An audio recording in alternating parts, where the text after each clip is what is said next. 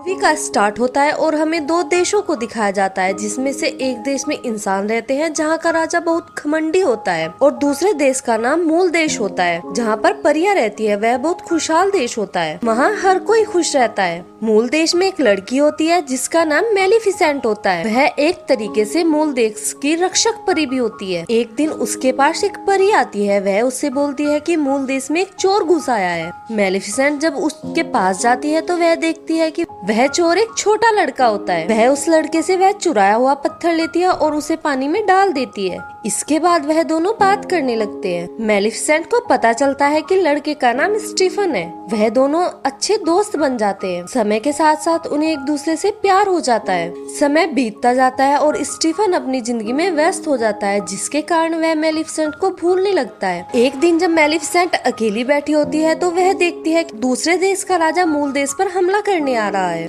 तभी वह उस राजा के पास जाती है और बोलती है कि तुम यहाँ से चले जाओ, यह तुम्हारा देश नहीं है। लेकिन राजा बहुत घमंडी होता है, जिससे वह मेलिफिसेंट की बात नहीं मानता और अपने सैनिकों को उस पर हमला करने के लिए बोलता है। अब मेलिफिसेंट अपने रक्षकों को जगाती है और राजा के सैनिकों के साथ फाइट करती है। मेलिफिसेंट के रक्षक बहुत ज्यादा ताकतवर होते हैं, जिससे वह राजा के सैनिकों को बहुत बुरी तरह मारते हैं। और इसी बीच मेलिफिसेंट राजा पर हमला कर देती है, जिससे राजा घायल हो जाता है। अब राजा के सैनिक राजा को लेकर वापस अपने महल में चले जाते हैं। इधर राजा घायल होने के कारण सभी मंत्रियों की एक बैठक बुलाता है। राजा बहुत ज्यादा गुस्से में होता है, जिससे वह सभी मंत्रियों को बोलता है कि जो मेलिफिसेंट को मारकर उसके पर लेकर आएगा, मैं उसे राजा बना दूंगा और अपनी बेटी की शादी उससे कर दूंगा। वहाँ पर स्टीफन भी होता है, जो यह सब बातें सुन रहा होता है।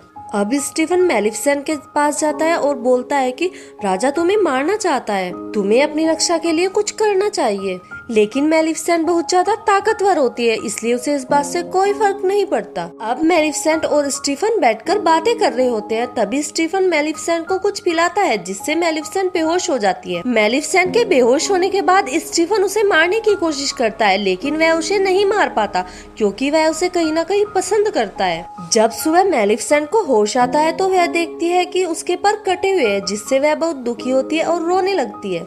इधर स्टीफन राजा के पास जाता है और राजा को मेलिफिसेंट के पर दे देता है और राजा को बोलता है कि मैंने मेलिफिसेंट को मार दिया है, जिससे राजा अपनी बेटी की शादी स्टीफन से करा देता है और उसे राजा बना देता है। अब मेलिफिसेंट बहुत दुखी रहने लगती है। वह ना ही किसी से बात करती है और गुमसुम रहती है। एक दिन एक शिकारी एक क्रो का शिकार कर रहा होता है, तभी वहाँ मेलिफिसेंट छिपी हुई होती है। वह उस क्रो को एक इंसान में तब्दील कर देती है, जिससे वह शिकारी उसे शैतान समझकर वहाँ से भाग जाता है। अब मेलिफिसेंट उससे उसका नाम पूछती है। वह बताता है कि मेरा नाम डिएवाल है। वह मेलिफिसेंट से बोलता है कि तुमने मेरी जान बचाई है, तुम जो कहोगे मैं वो करूंगा, और वह मेलिफिसेंट के साथ रहने लगता है। मेलिफिसेंट उसे बोलती है कि तुम्हें स्टीफन के राज्य पर नजर रखनी है, वहाँ पर जो भी एक्टिविटीज होती है तुम्हें वह बतानी है। एक दिन डिएवाल जब स्टीफन के राज्य पर नजर रखने जाता है तो वह देखता है कि स्टीफन को राजा बनाया जा रहा है। यह बात डिएवाल जब मेलिफिसेंट को बताता है तो उसे पता चलता है कि उसके पर स्टीफन ने ही काटे थे। उसे बहुत गुस्सा आता है, जिससे मूल देश पर काला साया छाने लगता है और वहाँ पर रहने वाले जीव जंतु भी मेलिफिसेंट से डरने लगते हैं। अब समय बीतता है और स्टीफन को एक लड़की होती है, जिसकी खबर डिएवाल मेलिफिसेंट को जाकर देता है। तभी मेलिफिसेंट स्टीफन के राज्य में जाने का डिसाइड करती है। बेटी होने की खुशी में स्टीफन अपने राज्य में एक जश्न करवाता है और वहाँ पर मेलिफिसेंट भी जाती है, जिसे देखकर स्टीफन थोड़ा चौंक जाता है और साथ ही साथ डर भी जाता है। वहाँ पर खड़े हुए लोग भी मेलिफिसेंट को देखकर बहुत ज्यादा डर जाते हैं। अब मेलिफिसेंट स्टीफन की बेटी के पास जाती है और उसे श्राप देती है कि यह लड़की खूबसूरती और तहजीब की मिसाल होगी, लेकिन अपनी 16वीं सालगिरह पर यह एक चरखे की कील लगने की वजह से एक लंबी नींद सो जाएगी जो कभी नहीं टूटेगी। तभी स्टीफन मेलिफिसेंट को बोलता है कि ऐसा मत करो, और मेलिफिसेंट बोलती है कि मेरे सामने झुककर भीख मांगो, और स्टीफन ऐसा ही करता है। तभी मेलिफिसेंट यह नींद से जाग सकती है अगर इसे सच्चे प्यार की किस मिल जाएगी।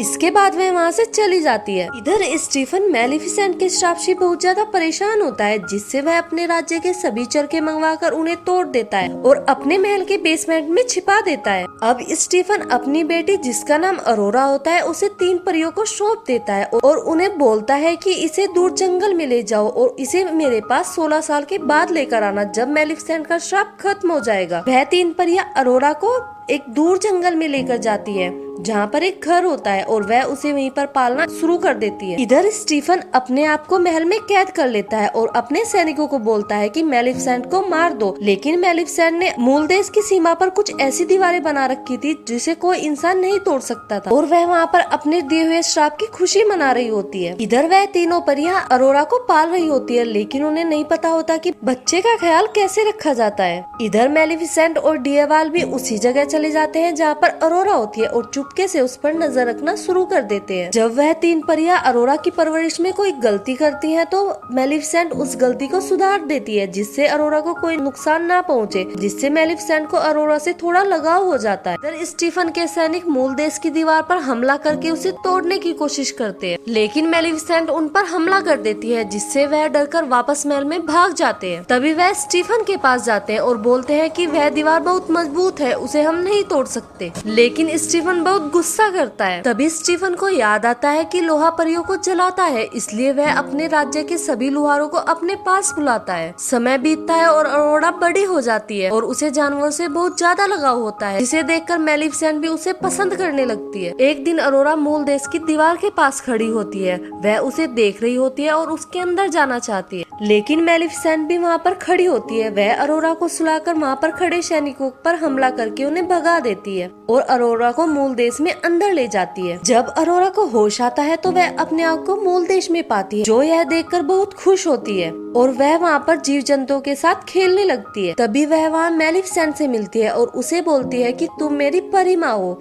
मैंने तुम्हें हमेशा अपने पास महसूस किया और तुम मेरा ख्याल रखती थी। यह सुनकर मेलिफिसेंट को बहुत अच्छा लगता है। अब वह अरोरा को सुलाकर वापस उसे उसके घर लेकर जाती है। यह सिलसिला कुछ दिन तक ऐसे ही चलता रहता है। एक दिन मेलिफिसेंट अरोरा को उसके घर लेकर जाती है। वह अरोरा को बहुत ज्यादा पसंद करने लगती है, लेकिन वह अपना श्राप तोड़ने की कोशिश करती है, लेकिन वह नहीं तोड़ पाती। तभी एक आवाज आती है कि यह श्राप नहीं टूटेगा। यह सुनकर मेलिफिसेंट बहुत दुखी होती है, क्योंकि वह नहीं चाहती कि अरोरा के साथ कुछ ऐसा हो जिससे उसकी जान खतरे में आए, क्योंकि वह उसे प्यार करने लगी है। एक दिन अरोरा जब मूल देश में घूम रही होती है तो वहाँ पर एक लड़का आता है जिसका नाम फिलिप होता है। वह अरोरा से बात करता है और अरोरा उसे पसंद करने लगती है और साथ ही साथ फिलिप भी उसे पसंद करने लगता है। जब फिलिप अरोरा से बात करके वहाँ से चला जाता है तो यह सब मेलिफिसेंट देख रही होती है। यह सब देखकर डियावाल बोलता है कि अगर यह लड़का अरोरा को किस करेगा तो शायद उसका श्राप टूट जाए, क्योंकि यही एकमात्र सहारा है। क्योंकि मेलिफिसेंट और डियावाल को लगता है कि यह लड़का अरोरा से सच्चा प्यार करता है। अब अरोरा मूल देश में ही रहना चाहती है, इसलिए वह परियों के पास जाती है और उन्हें बोलती है कि अब मैं अपनी जिंदगी आजादी से जीना चाहती हूँ। यह सब सुनकर परियां बहुत ज्यादा हैरान हो जाती है, क्योंकि स्टीफन ने उन्हें बोला था कि 16 साल के बाद अरोरा को वापस महल में लेकर आना, लेकिन वह अरोरा को बातों ही बातों में सारी सच्चाई बता देते हैं। लेकिन अरोरा के 16 साल होने में अभी 2 दिन बाकी थे,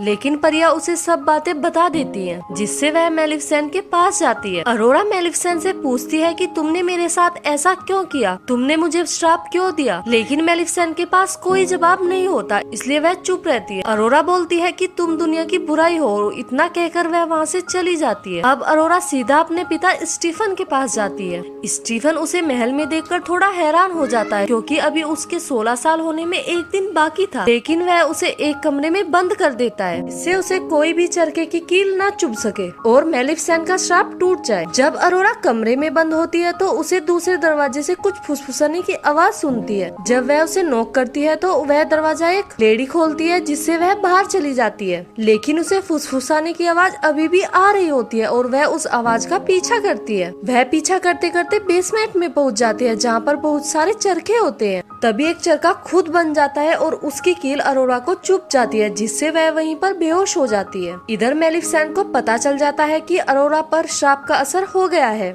इसलिए वह फिलिप को ढूंढती है और उसे बेहोश करके अपने साथ महल में ले जाने लगती है। वह छुपकर महल में जाते हैं और फिलिप को अरोरा के पास ले जाती है, लेकिन खुद छुप जाती है। वह तीनों परियां फिलिप को अरोरा को किस करने के लिए बोलते हैं, लेकिन अरोरा नहीं जागती। अब फिलिप वहाँ से चला जाता है। तभी मेलिफिसेंट अरोरा के पास जाती है और उसे बोलती है कि मैंने तुम्हें श्राप देकर बहुत बड़ी गलती की है, क्योंकि दुनिया में सच्चा प्यार कुछ नहीं होता। और वह अरोरा को किस करती है और वहाँ से जाने लगती है। तभी अरोरा को होश आ जाता है और उसे यकीन हो जाता है कि सच्चा प्यार दुनिया में होता है। इसके बाद अरोरा मेलिफिसेंट के साथ मूल देश में जाकर रहने का डिसाइड करती है। जब वह दोनों बाहर जा रहे होते हैं तभी मेलिफिसेंट पर कुछ सैनिक लोहे का जाल डाल देते हैं, जिससे वह उसमें फंस जाती है। लेकिन मेलिफिसेंट अपने जादू से डिएवाल को ड्रैगन बना देती है, जिससे वह सैनिकों के साथ फाइट करने लगता है। लेकिन सैनिक उसको पकड़ लेते हैं। तभी वहाँ पर स्टीफन आ जाता है और वह मेलिफिसेंट को टॉर्चर करना शुरू कर देता है। इधर अरोरा जब भाग रही होती है तो वह उस कमरे में पहुँच जाती है जहाँ पर मेलिफिसेंट के पंख होते हैं और वह उन पंखों को आजाद कर देती है। इधर स्टीफन जब मेलिफिसेंट को मारने वाला होता है तो उसके पंख आकर उससे लग जाते हैं, जिससे वह उन पर हमला कर देती है और वह सभी सैनिकों को मारकर स्टीफन को ऊपर छत पर लेकर जाती है, जहाँ पर वह स्टीफन को माफ कर देती है और वहाँ से जाने लगती है।